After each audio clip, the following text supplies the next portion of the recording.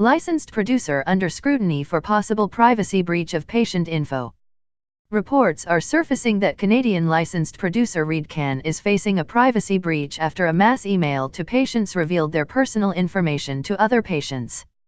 Although officials from RedeCan have not commented publicly, an email from the LP to a patient impacted by the breach indicates the company has self-reported the breach to the Privacy Commissioner of Canada.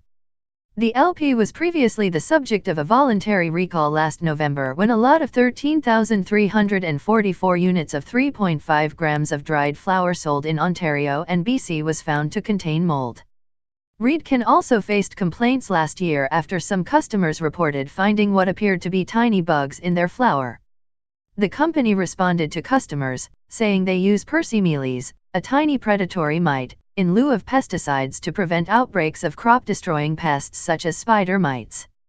James, a medical cannabis patient in Hamilton, Ontario who did not want his real name revealed in fear of his employer finding out he is a medical cannabis patient, registered with RedeCan as a medical user and received an email from the LP on March 5 welcoming him to the RedeCan family, an email that was CC'd to 115 other patients, including visible full names and email addresses. James says he had not completed the registration process and had only provided his prescription and contact information. Once he received the email and noticed the other patients' names, James immediately emailed the LP to inform them of the breach. But he also took to Reddit, posting screenshots of RedeCan's correspondence. It has come to our attention that an email communication was distributed to a group of recipients without using the blind copy function, reads the email. Please be assured that we are working diligently to address the issue as well as how this error occurred as well as how it can be prevented in the future. We value your business and place the highest importance on patient confidentiality.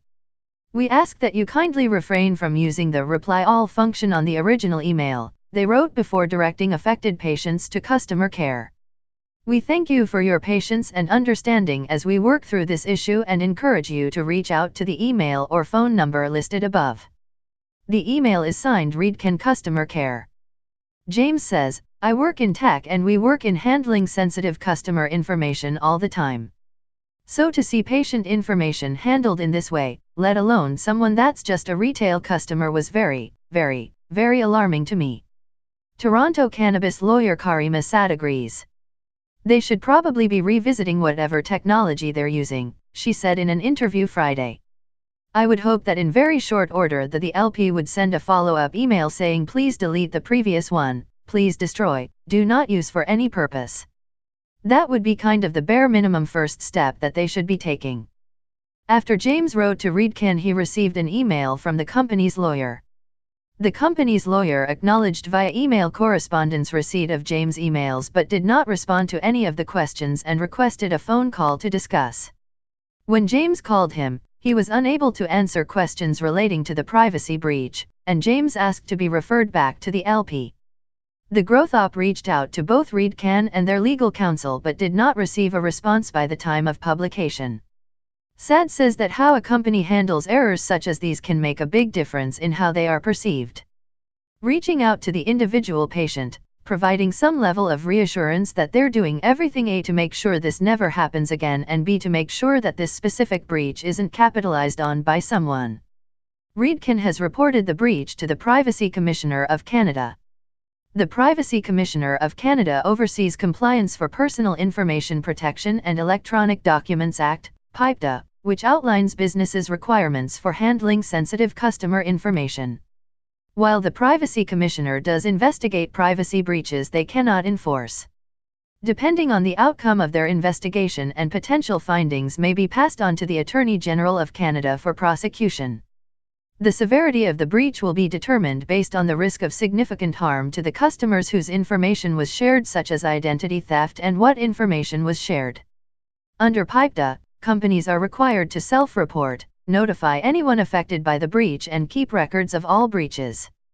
James says that he won't let this bad experience sour his opinion about purchasing medication from licensed producers, but he believes that more regulations and better enforcement must be considered to protect Canadians' privacy, particularly when handling sensitive information. I think that there needs to be better legislation around patient privacy information, he says. It doesn't necessarily distort my confidence in LPS, more so in the Canadian government's diligence and making sure that they're operating in the way that medical organizations operate.